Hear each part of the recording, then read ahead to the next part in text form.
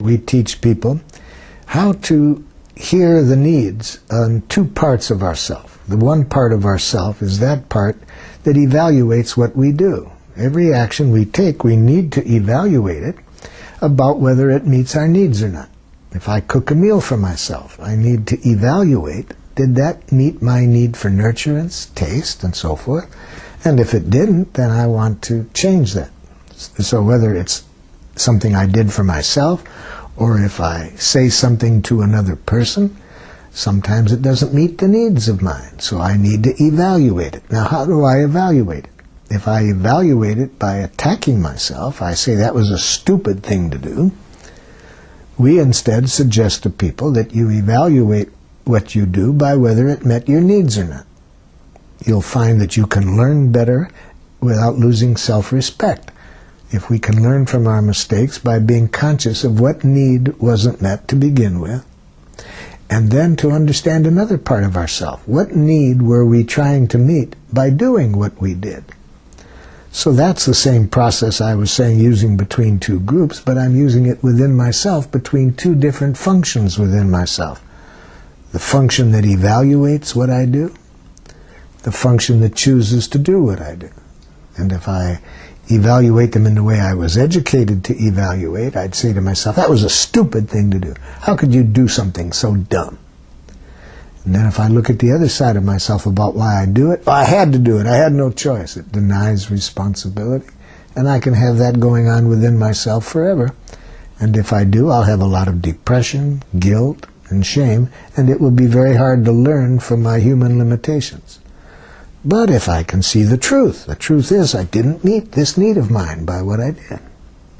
What need was I trying to meet? Oh yeah, I was trying to meet this need. Well, it met that need, but it didn't, the way I did it didn't meet this other need. Okay, how do I get both needs met? If I can think in terms of needs, I'm far more likely to learn from my limitations without losing self-respect. In our training, we suggest to people that we look at what causes things like depression. We look at it in a way other than to think that it's because there's something wrong with us that we get depressed, that it's a mental illness. We have reasons for worrying about the whole concept of mental illness. We think that some people who we call mentally ill, they have some physical problems that affect their thinking and their chemistry, so that they think that they're something they're not, or they think that people are trying to attack them that aren't.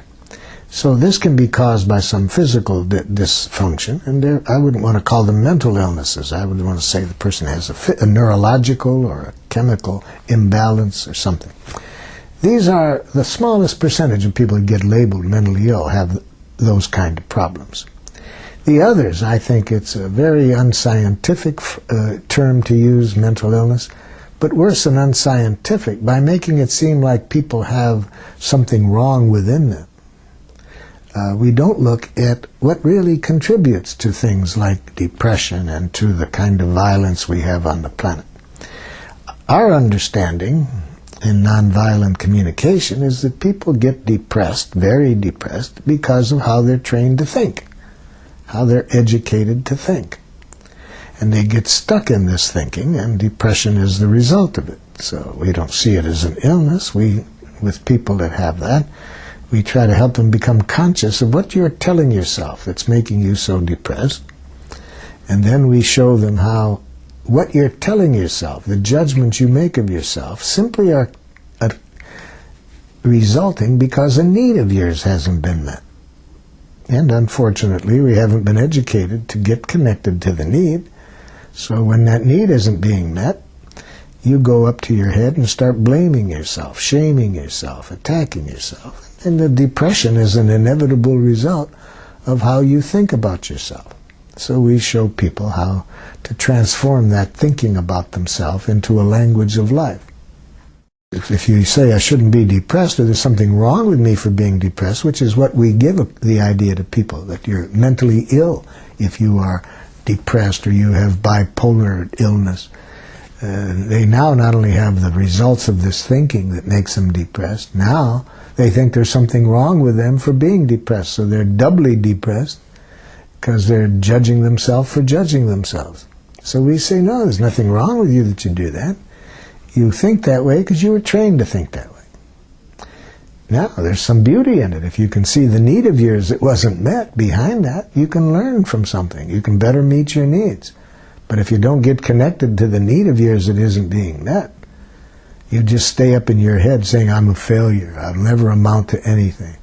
Or you ask yourself unanswerable questions, such as, why did I do that?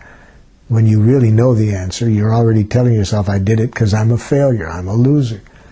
So if you just communicate that way internally, you're going to spend a good deal of your life being depressed.